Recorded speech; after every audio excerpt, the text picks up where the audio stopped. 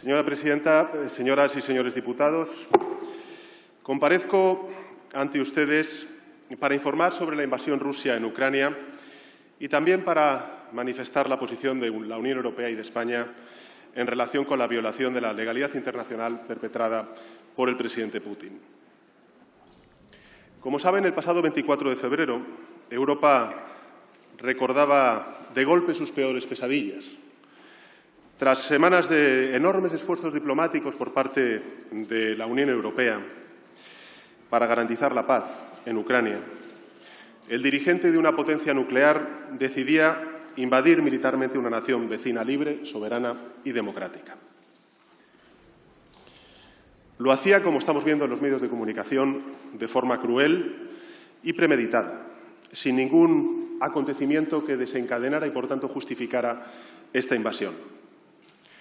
Lo hacía incumpliendo sus promesas y compromisos, demostrando con ello el nulo valor que confería a esas promesas y esos compromisos, y lo hacía, como todos pudimos escuchar, con argumentos que yo calificaría de falaces, que nos traen ecos de aquella Europa víctima de liderazgos autoritarios, de fantasías imperialistas y alucinaciones históricas que creíamos definitivamente superadas en nuestro continente.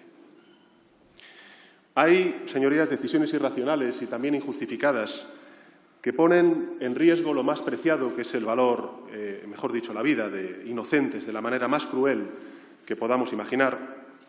Y por eso, en el inicio de esta comparecencia, me gustaría expresar al encargado de la Embajada de Ucrania, que nos acompaña en el Pleno, el dolor del pueblo español por las pérdidas de vidas humanas en la invasión en Ucrania.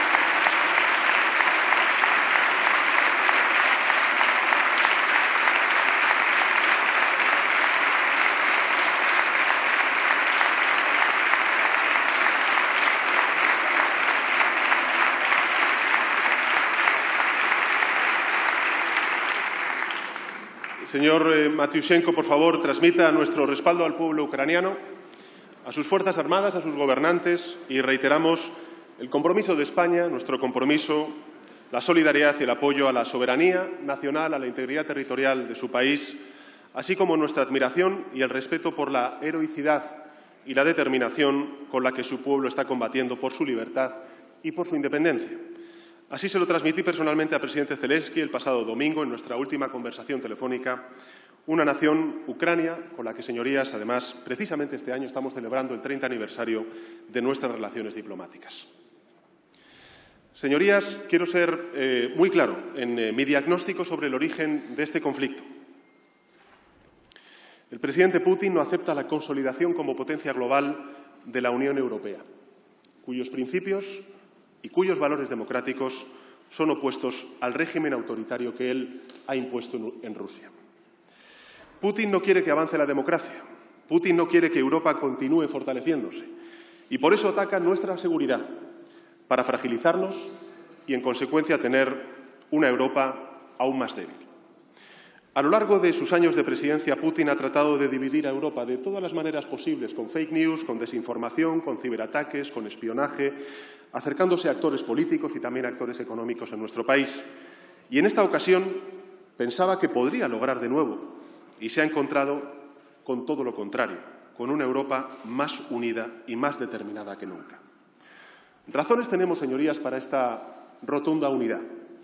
La invasión decretada por el presidente Putin sobre Ucrania es una violación flagrante de la legalidad internacional, es un atropello a la Carta de Naciones Unidas, es una voladura de los cauces diplomáticos tan necesarios en momentos de conflicto como pueda ser el formato de Normandía, la OSCE o también las propias Naciones Unidas, y es un intento de redefinir las fronteras europeas por la fuerza, subyugando poblaciones, imponiendo gobiernos títeres, como estamos viendo también en Bielorrusia, y amenazando en consecuencia la seguridad europea.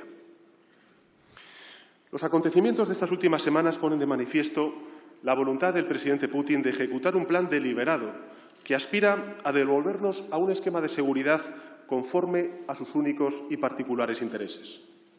Su visión expansionista ha ido concretándose a lo largo de estos últimos años.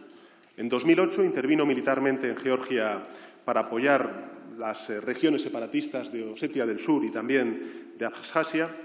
En 2014 ocupó y se anexionó Crimea y en 2022, con un ataque masivo a Ucrania, un país en el corazón de Europa, de los más grandes de nuestro continente, limítrofe con 4 países europeos y de 44 millones de habitantes, continúa con ese ánimo expansionista. Y no solamente eso. Putin ha amenazado a países de honda tradición neutral y democrática como Suecia y como Finlandia. Ha señalado a las naciones bálticas como países que amenazan la seguridad rusa.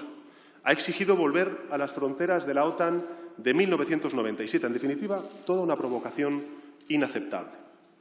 No solamente inaceptable, señorías, yo diría que inexplicable, porque en una era en la que debemos hacer frente a tantos retos globales, como es la desigualdad, como es el cambio climático, como es la revolución tecnológica, el envejecimiento de la población, los movimientos migratorios o la propia pandemia del COVID-19 que aún padece el mundo, retos en consecuencia que exigen de un multilateralismo reforzado, parecía absolutamente impensable ver tanques avanzar de nuevo en Europa. Pero, por desgracia, está ocurriendo. Y debemos, en consecuencia, estar unidos y ser contundentes en la respuesta, como lo estamos haciendo ya. Porque lo que está en juego, como decía al principio de mi intervención, señorías, es la fortaleza de la Unión Europea, la fortaleza de nuestros valores y de nuestros principios, nuestra manera de entender y de vivir en el mundo. Las acciones de Putin representan un atentado contra los valores sobre los que se sustenta nuestro modo de vida y el orden internacional, por lo menos el europeo, desde finales de la Guerra Fría. Son y constituyen una amenaza directa a principios tan arraigados como la soberanía nacional, como la integridad territorial de las naciones, como la libertad de los pueblos para decidir su futuro, los derechos humanos, la resolución pacífica de los conflictos a través de la diplomacia, del diálogo y la indivisibilidad de la seguridad europea. La decisión de Putin de invadir Ucrania, señorías, es un intento brutal de frenar la construcción de un espacio político, el europeo, cimentado en la defensa de unos valores radicalmente opuestos al autoritarismo que él representa.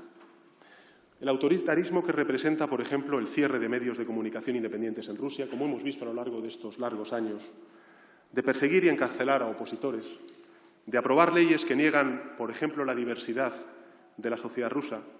Todos ellos son hechos que forman parte de una misma actitud política, no son hechos inconexos. Y es precisamente su desprecio a los derechos humanos, a la democracia y a la libertad de las sociedades. Y lo hace, además, con el único lenguaje que él entiende, que es el lenguaje de la guerra. Europa, señorías, creo que podemos todos convenir, es en la encarnación, con todos los defectos que pueda tener, del multilateralismo, de la democracia y del Estado social y democrático de derecho. Países como Ucrania, como Georgia, como Moldavia, con los que también tuve ocasión de poder hablar a lo largo de estas semanas, o también todos aquellos que conforman el espacio llamado de los Balcanes Occidentales, están eligiendo libre y democráticamente llamar a las puertas de la Unión Europea, como hicimos también nosotros en la década de los 80. Ven a Europa el modelo en el que quieren vivir y también prosperar, como hizo España desde sus primeros pasos en democracia. Y la Unión Europea, con el desarrollo de políticas de vecindad, con el acuerdo de asociación tan importante que tenemos con Ucrania, con el partenariado oriental o con el proyecto de vecindad sur que está impulsando España dentro de la Unión Europea, lo que está tratando es de apoyar la consolidación de la democracia, la libertad y el Estado de Derecho en estos países. Y, señorías, esto es lo que en realidad teme Putin. Putin teme la construcción y el fortalecimiento de una potencia geopolítica, la Unión Europea, a las puertas de sus fronteras. Putin teme a Europa porque teme a la democracia. Por eso ataca a Europa, una potencia que representa un modelo radicalmente opuesto al autoritarismo que él impone a su población. Por eso quiere acabar con la construcción de una Europa fuerte, y poderosa en el contexto de la geopolítica global. Y esto es, señorías, lo que está en juego. Las bombas sobre Ucrania son la expresión de una lucha encarnizada entre dos modelos antagónicos de ser y de estar en el mundo. Por un lado, el modelo de las democracias liberales, de los derechos humanos, y de otro, el autoritarismo que no respeta los derechos humanos ni la libertad de su propio pueblo. Se ha dicho, señorías, que raramente se produce una guerra entre dos naciones democráticas.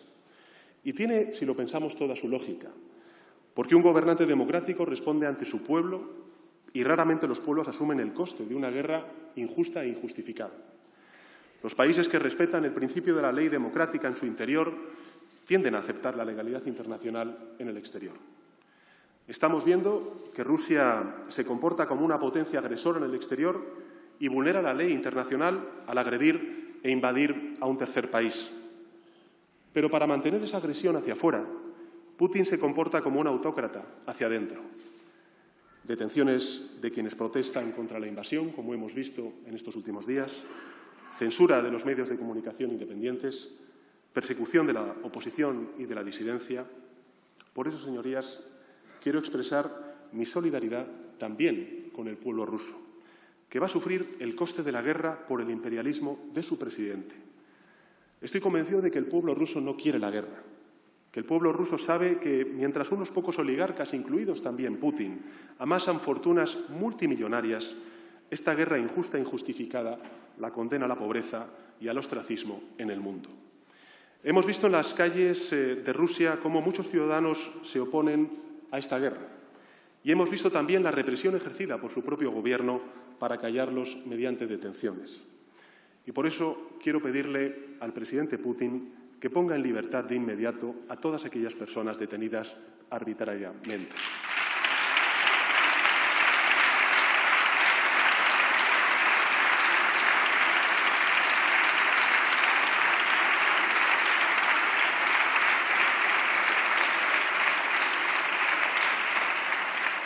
Señorías, no nos tenemos que engañar ni tampoco ser ingenuos. Para Putin todos son instrumentos para la guerra, ya sea la guerra convencional o también la guerra híbrida. También las campañas de desinformación que sus terminales amplifican. Tomemos, por ejemplo, las noticias que expande para justificar ante los suyos la invasión.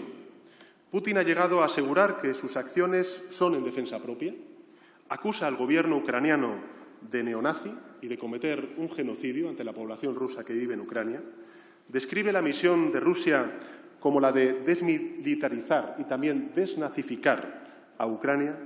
En resumen, mentiras y más mentiras y, por cierto, una soez manipulación de la realidad, de la historia y del significado tan dramático que tuvo para la humanidad el término genocidio y el nazismo en nuestra historia.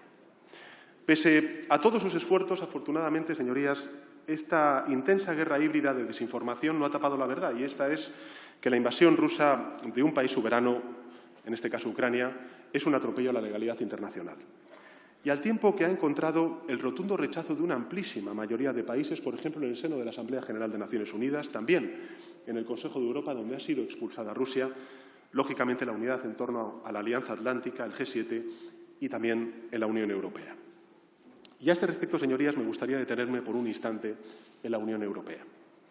A lo largo de su historia, señorías, Europa ha tenido que enfrentarse a grandes desafíos. Basta recordar los más inmediatos. En 2016, muchos daban por herido de muerte al proyecto europeo después del Brexit, la salida, por cierto, de una potencia nuclear de la Unión Europea. Pero la Unión demostró una férrea unidad en la defensa de sus intereses e incluso ha avanzado en algunos aspectos que parecían imposibles en cuanto a su integración, como es la política común de seguridad y de defensa. En 2020, señorías, muchos auguraron que la COVID-19 iba a suponer un golpe duro, durísimo, probablemente difícil de superar a la Unión Europea y que no iba capaz de poder recuperarse de este embate de la pandemia del COVID. Y, sin embargo, fuimos capaces de poner en marcha una respuesta sanitaria a la pandemia. Más aún, hoy Europa es el mayor donante de vacunas del mundo. Donamos más vacunas de las que administramos a nuestra propia población. Y fuimos capaces también de impulsar los fondos europeos, unos fondos de recuperación que han supuesto la emisión, por primera vez en la historia de la Unión Europea, la emisión de deuda pública europea, lo que es, en definitiva, uno de los principales logros por los cuales, por ejemplo, España ha venido trabajando durante estas últimas décadas.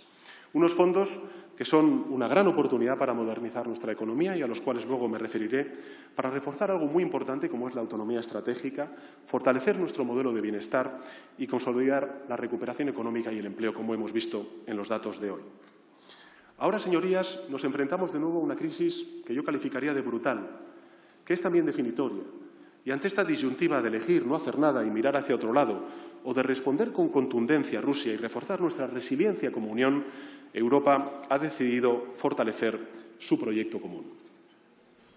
En el frente exterior lo hacemos aprobando unas sanciones económicas inéditas por su contundencia y también por su puesta en marcha, poniendo en marcha la ayuda humanitaria para socorrer a los refugiados y refugiadas ucranianos y trasladando a Ucrania material defensivo y también material ofensivo.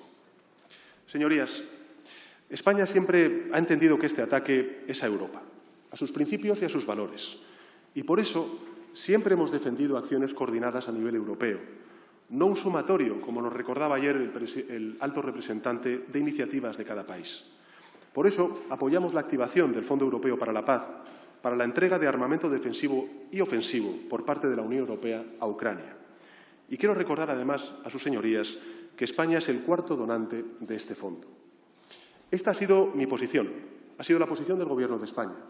Y creo, además, que es la adecuada. Lo creo firmemente. A una amenaza europea debemos dar una respuesta europea, coordinada, unida. Es lo que nos pidió el alto representante Josep Borrell y a esa llamada España respondió al instante. Pero como veo que hay grupos que ponen en cuestión el compromiso del Gobierno de España a este respecto, y para mí y para el Gobierno de España es tan importante, tan fundamental la unidad de todos, quiero anunciarles también que España entregará a la resistencia ucraniana material militar ofensivo.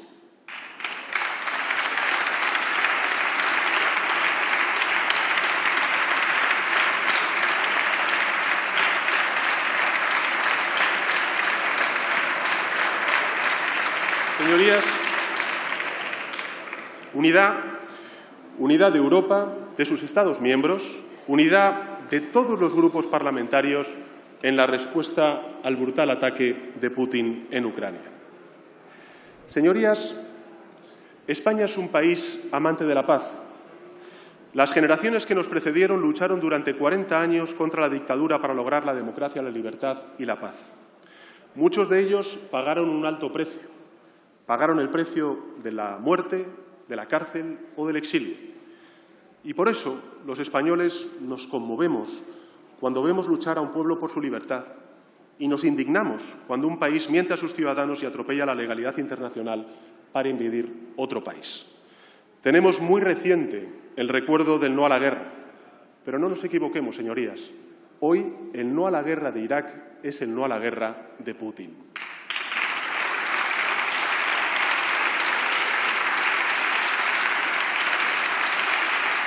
¿Y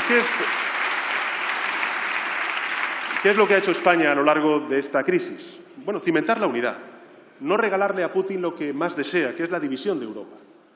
Unidad en la ayuda económica a Ucrania.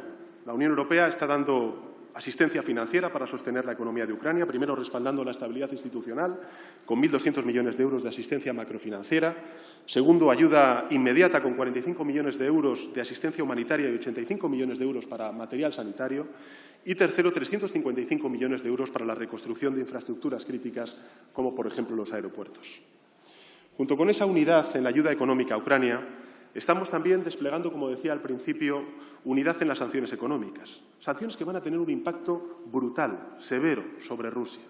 Se trata, en definitiva, de aislar al gobierno de Putin, a Putin mismo y también a la oligarquía que le apoya. Los paquetes que hemos adoptado incluyen, entre otras cuestiones, las siguientes medidas. En primer lugar, sanciones individuales sobre el presidente Putin, sobre el ministro de Exteriores Lavrov, sobre los responsables de las decisiones adoptadas estos días, incluidas, lógicamente, aquellas personalidades responsables y militares de Bielorrusia. Junto con esas sanciones individuales, sanciones financieras sobre entidades y empresas estatales, sobre el Gobierno y el Banco Central, restricciones al flujo de capitales rusos hacia la Unión Europea, prohibición de la asistencia financiera a una lista de empresas estatales, al comercio, a las inversiones, la prohibición también de la compraventa de valores por parte de los bancos rusos.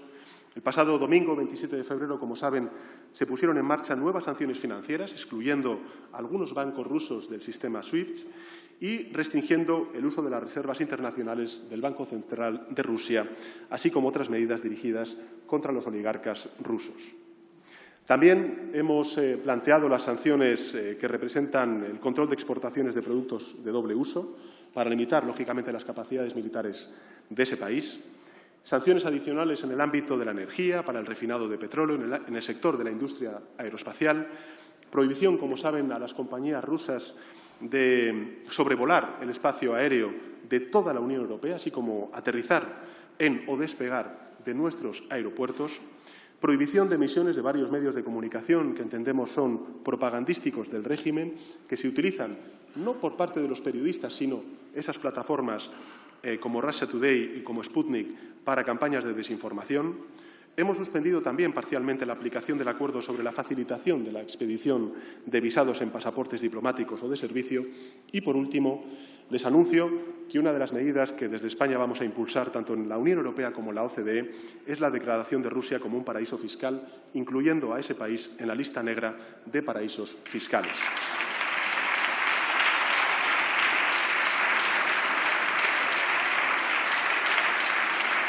Señorías, el régimen de Putin debe tenerlo claro. Estas sanciones van a estar vigentes hasta que ponga fin a la invasión, salga de Ucrania, de toda Ucrania, y regrese a las fronteras reconocidas internacionalmente de la Federación Rusa. Sanciones todas ellas, señorías, cuyo impacto en Rusia ya estamos comprobando sobre el tipo de cambio del rublo, sobre la caída de la bolsa, la subida de los tipos de interés de referencia del Banco Central ruso. Y, finalmente, como ya les anticipé al principio de mi intervención, el pasado domingo 27 de febrero se aprobó en el Consejo de Asuntos Europeos el uso, por primera vez en la historia, del Fondo Europeo de Apoyo a la Paz para el envío, para la entrega de armamento a Ucrania. En este sentido, se van a movilizar 500 millones de euros, de los cuales 450 millones de euros se podrán utilizar incluso para armas de combate y otros 50 millones de euros para material defensivo.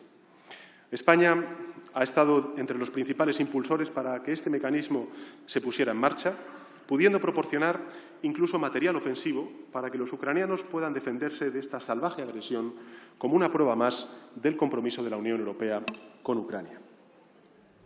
Señorías, unidad en la respuesta europea, unidad que España va a continuar cimentando en todas y cada una de las acciones que tomemos a nivel comunitario. Y unidad también que hemos extendido a la Alianza Atlántica.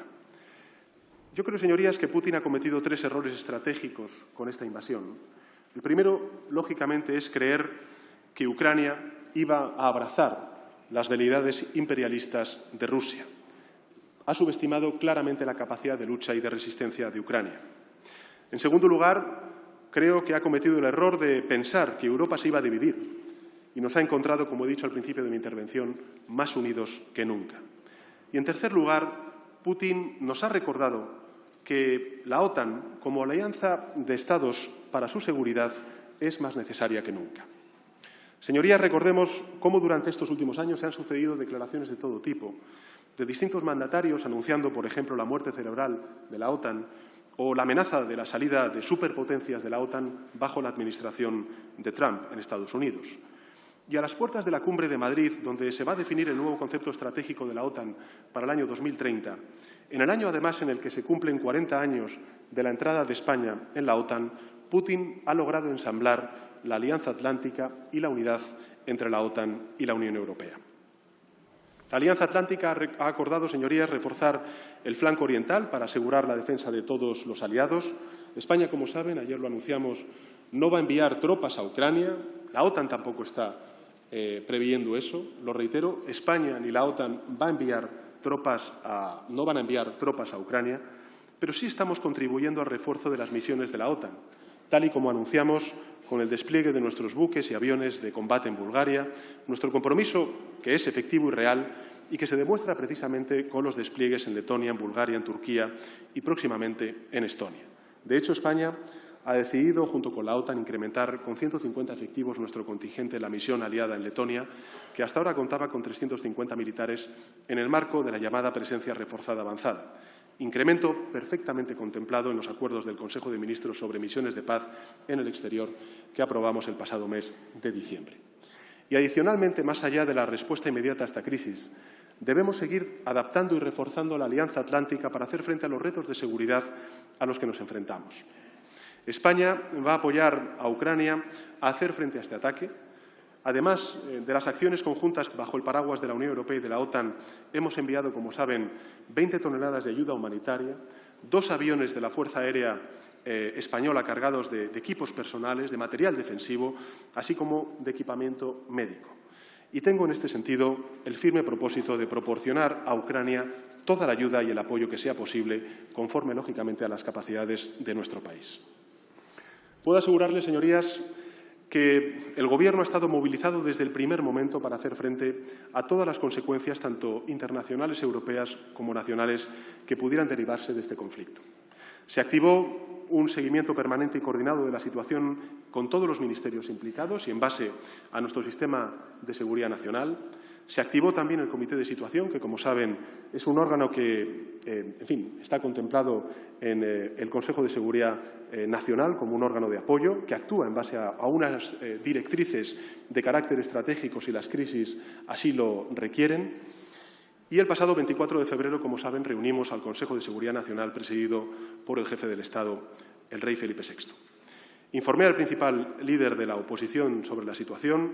El ministro de Asuntos Exteriores ha comparecido ante las Cortes Generales, ha estado en contacto con todos los grupos parlamentarios y, asimismo, he tenido la ocasión de conversar con los expresidentes del Gobierno que me antecedieron en el cargo para informarles de la situación y recabar de ellos una visión derivada de su experiencia internacional. Y quisiera, en este sentido, aprovechar esta oportunidad para reconocer y agradecer el respaldo y el apoyo que han expresado los distintos grupos políticos ante esta situación tan inédita como compleja.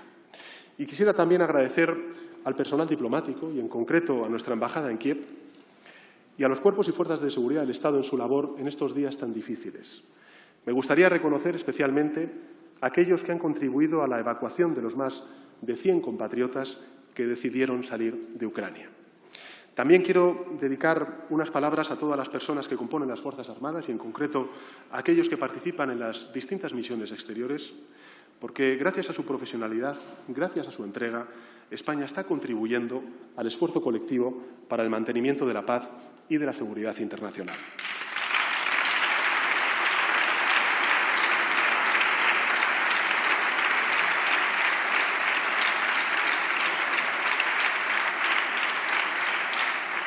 Señorías, la brutal invasión de Ucrania nos sitúa ante la necesidad de defender nuestros principios innegociables para un país como España. Principios que afectan a aspectos fundamentales del orden internacional en el que creemos y, por ello, la posición de España es firme y decidida, clara y contundente. Ahora bien, voy a ser franco en esta Cámara porque debemos hablar con claridad también a los españoles y españolas. Las medidas que hemos adoptado y las que podemos adoptar en el futuro en el seno de la Unión Europea y también de la Alianza Atlántica van a tener un coste y van a exigir sacrificios. Como advertí la semana pasada, las sanciones van a tener consecuencias sobre la economía europea y española. Y no solo sobre las cifras macroeconómicas, sobre los presupuestos del Estado o también sobre la economía de las empresas. Van a tener, lógicamente, un impacto sobre la economía de las familias y también sobre los productos básicos. Toda esta tensión inflacionista, sus derivadas, la incertidumbre económica, el sensible incremento de los precios y los servicios más inmediatos a cualquier necesidad va a tener una causa, la injustificable guerra en Ucrania y un culpable que es el presidente Putin.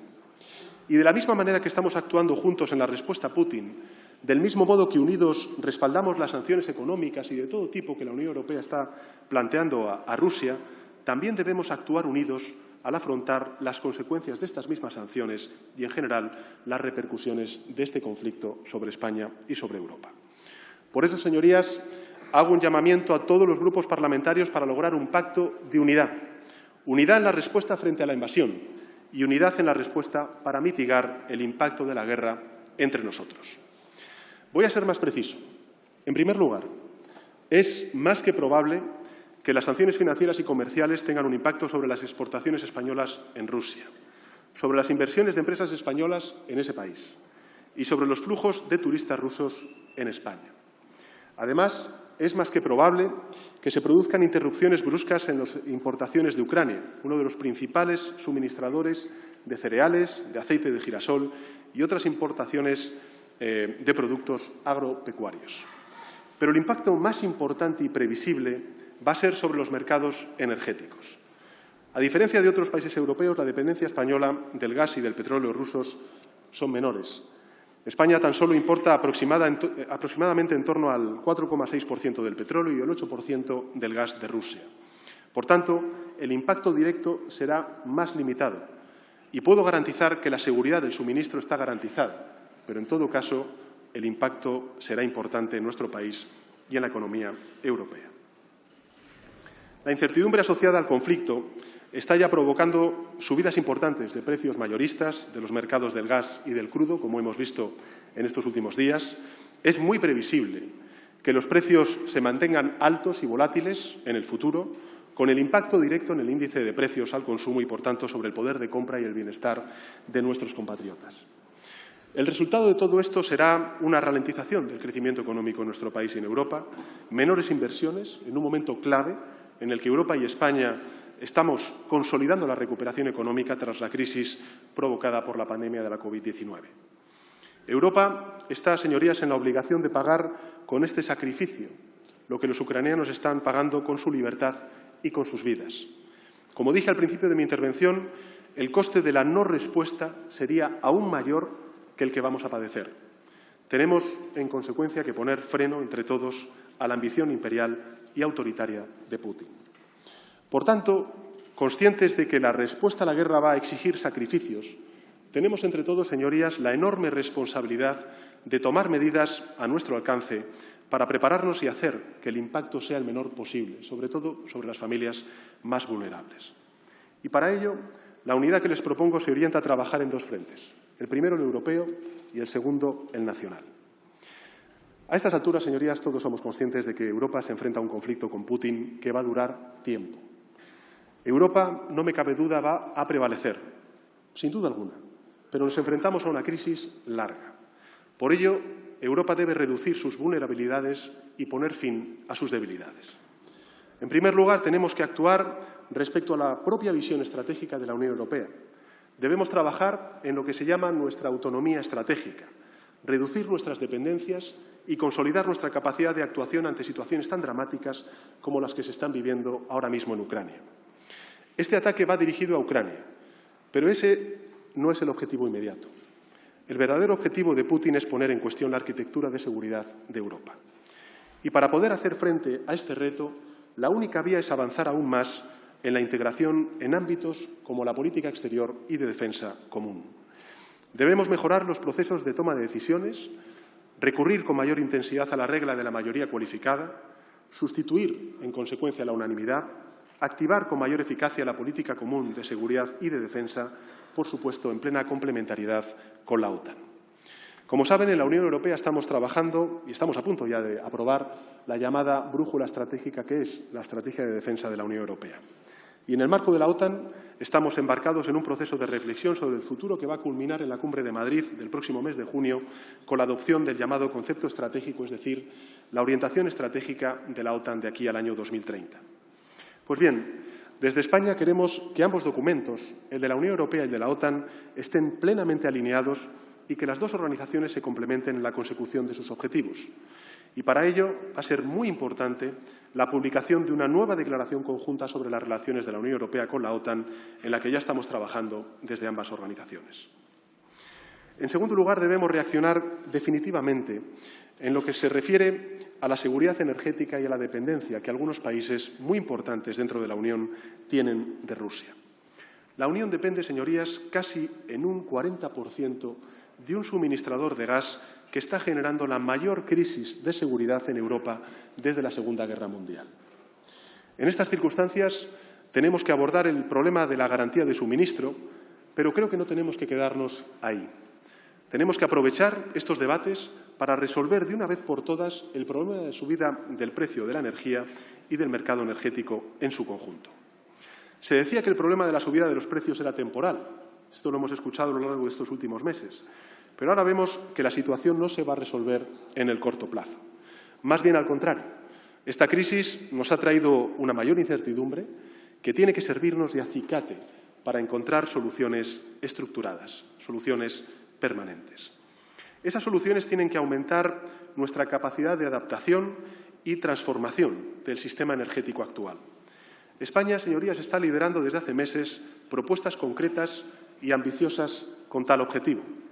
Y vamos a seguir desempeñando con la máxima intensidad el papel proactivo para poner al servicio de Europa, entre otras cuestiones, nuestra capacidad de regasificación. Y en este punto quiero recordar que es también urgente avanzar con determinación en las interconexiones eléctricas. Como saben, la Comisión Europea está preparando una segunda comunicación sobre la energía que vamos a esperar que se emita cuanto antes y que debería recoger algunas de las propuestas en las que el Gobierno de España lleva insistiendo desde hace meses, incluso antes de la invasión de Ucrania por parte de Rusia.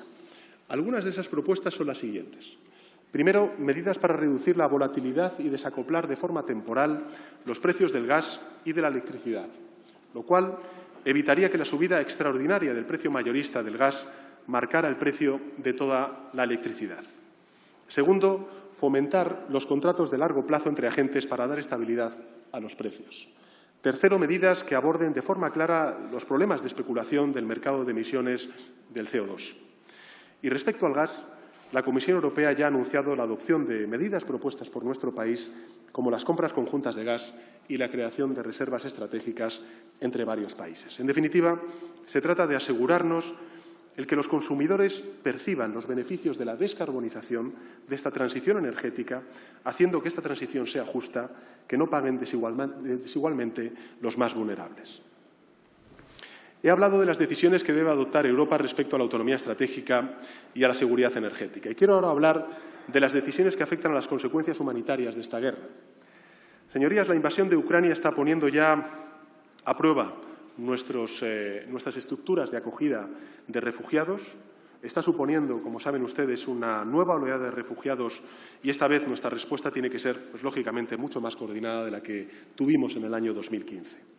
Quiero agradecer a todas las instituciones públicas, a las comunidades autónomas, también a los gobiernos municipales, su manifestación para acoger a eventuales refugiados de Ucrania en nuestro país, que por ahora no están llegando de manera masiva a nuestro país, pero que, teniendo en cuenta las cifras de ACNUR, que ya habla de 660.000 ucranianos y ucranianas que han salido del país, esta cifra es evidente que va a seguir creciendo y vamos a tener que hacer frente a esta crisis migratoria. Para ello, creo que es importante y urgente avanzar en la negociación del Pacto de Migración y de Asilo, con un equilibrio entre la solidaridad y la responsabilidad que responda a las necesidades de los Estados de primera entrada. Creo que la solidaridad va a ser fundamental para hacer frente a las consecuencias humanitarias de esta crisis. Y para responder a esta emergencia humanitaria, la Comisión Europea ya ha propuesto, como saben, activar la Directiva de Protección Temporal, que garantizaría el asilo de los refugiados ucranianos sin necesidad de aplicar los procedimientos habituales. Esta semana, los ministros de Justicia y de Asuntos de Interior van a estudiar esta propuesta y, de aprobarse, sería la primera vez que se activara la Directiva de Protección Temporal desde su entrada en vigor en el año 2001. Y, por último, Europa debe tomar decisiones en el ámbito fiscal.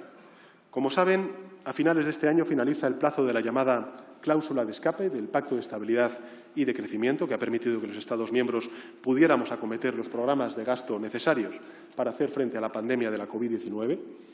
Creo que podemos estar todos de acuerdo en el que el contexto actual de guerra pues no parece razonable volver a las reglas fiscales anteriores, que obligarían a un ajuste fiscal desproporcionado, con el riesgo que ello implicaría para la recuperación y también para la cohesión social de nuestro continente.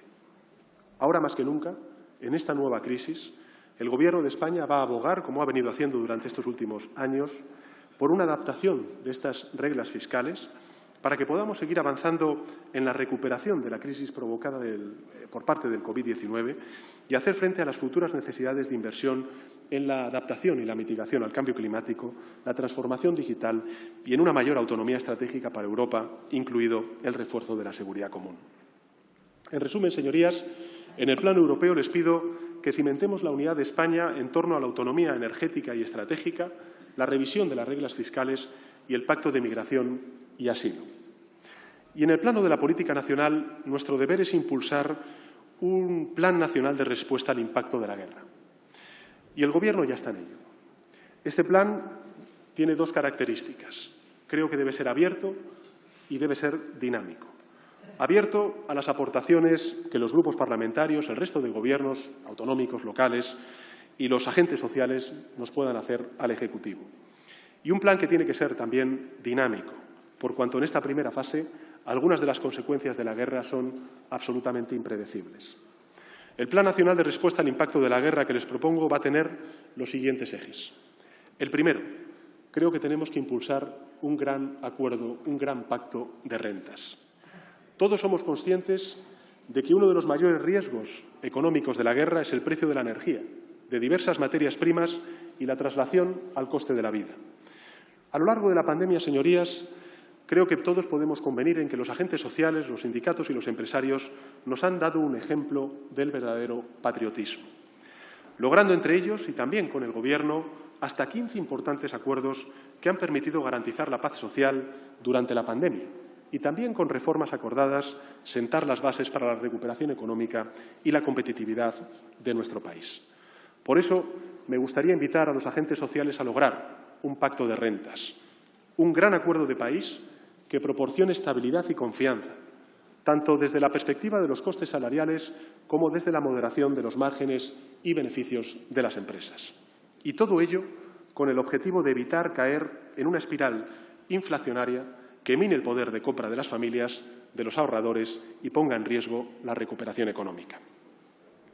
En segundo lugar, el Gobierno va a proteger a las familias más vulnerables, como hemos hecho a lo largo de estos 2 años de legislatura y 2 años largos de pandemia. Haremos también frente a estas consecuencias en el frente bélico. Para ello, el Gobierno va a prorrogar hasta el 30 de junio el descuento del bono social eléctrico en el 60% para los colectivos vulnerables y en el 70% para los colectivos vulnerables severos.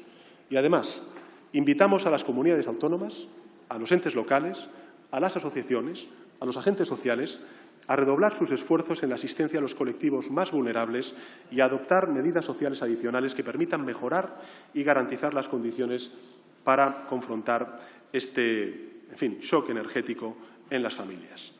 Este va a ser uno de los puntos que llevaré a la conferencia de presidentes que tendrá lugar en pocos días. El tercer ámbito, señorías, en el que proponemos actuar es el de la energía. Vamos a dedicar actuaciones importantes con el objetivo de acelerar la transición energética de nuestro país. Cuando hablamos de autonomía energética, señorías, hablamos de reforzar y redoblar e intensificar esta transición energética que venimos haciendo desde hace ya 3 años. Como saben, la hoja de ruta del Gobierno hacia una economía más limpia y descarbonizada está claramente marcada en el Plan de Recuperación, Transformación y Resiliencia que aprobó la Comisión Europea el pasado junio del año 2021, dotado con 70.000 millones de euros de fondos europeos para los próximos 3 años. El plan es responsabilidad de todas las administraciones públicas, incluidas también las comunidades autónomas y los gobiernos locales, a los que convoco para colaborar de forma estrecha en la ejecución del mismo.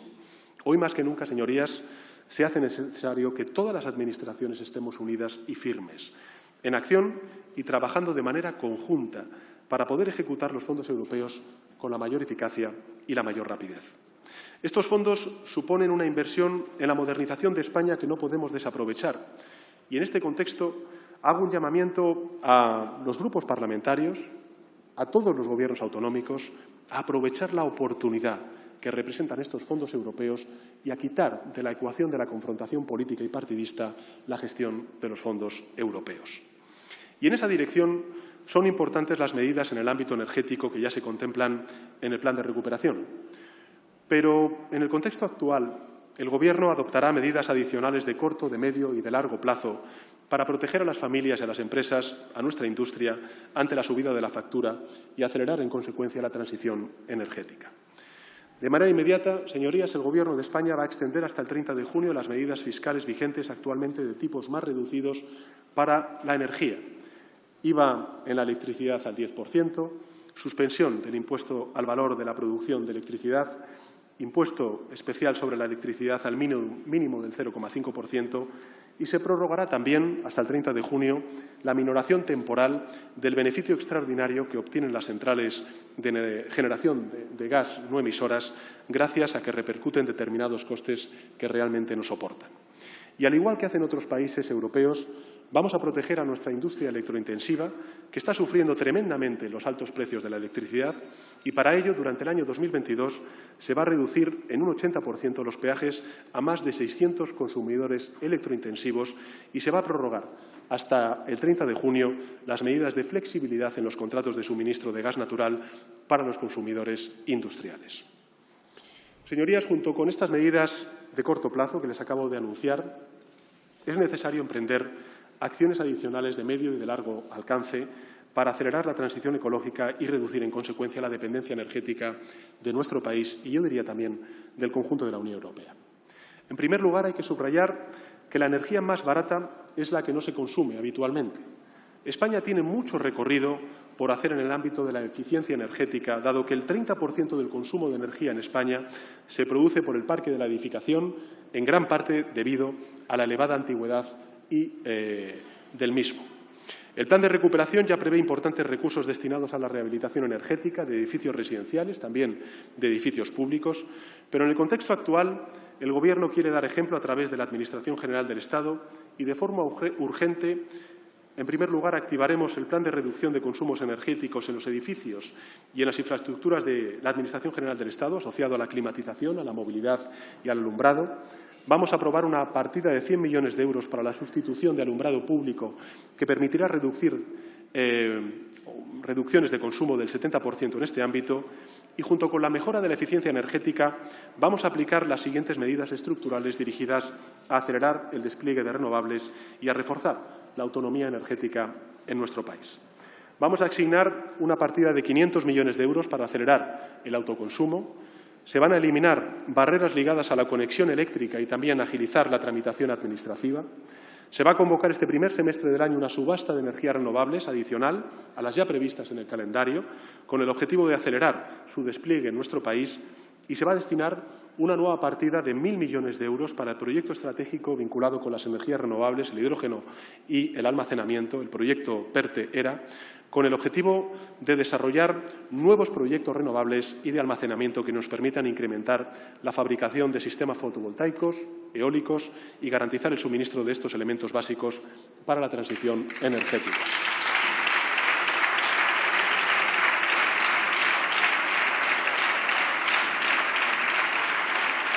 En cuarto lugar, señorías, en lo que se refiere al ámbito del empleo, en previsión de que se produzcan situaciones temporales de desabastecimiento, de aumento de costes o de reducciones de las demandas en sectores concretos, el Gobierno va a acelerar la aprobación y la puesta en marcha del mecanismo Red de Flexibilidad y Estabilización del Empleo.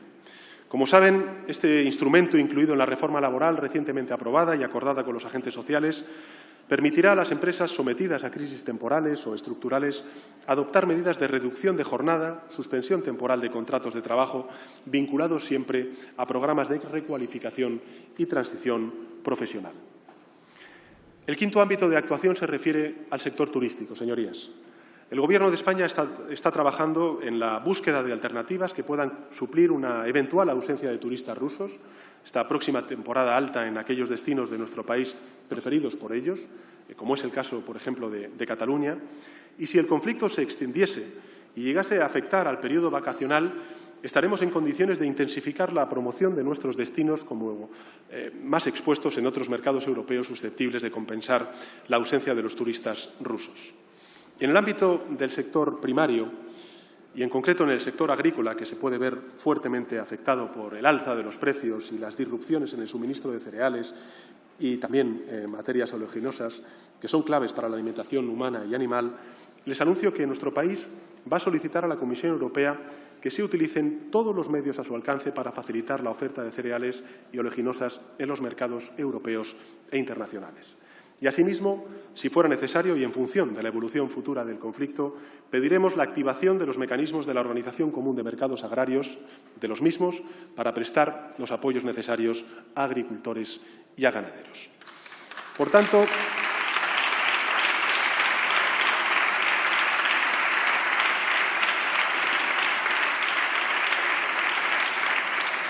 este Plan Nacional de Respuesta al Impacto de la Guerra contempla medidas en el ámbito laboral, energético, pacto de rentas, protección de las familias vulnerables, protección de sectores directamente afectados por las sanciones y la petición de eliminar de la confrontación partidista una herramienta hoy más necesaria que nunca, como son los fondos europeos. Señorías, déjenme ahora referirme al ámbito de la autonomía estratégica de nuestro país, en el que tenemos que adoptar medidas en coherencia y alineamiento con el resto de nuestros socios europeos.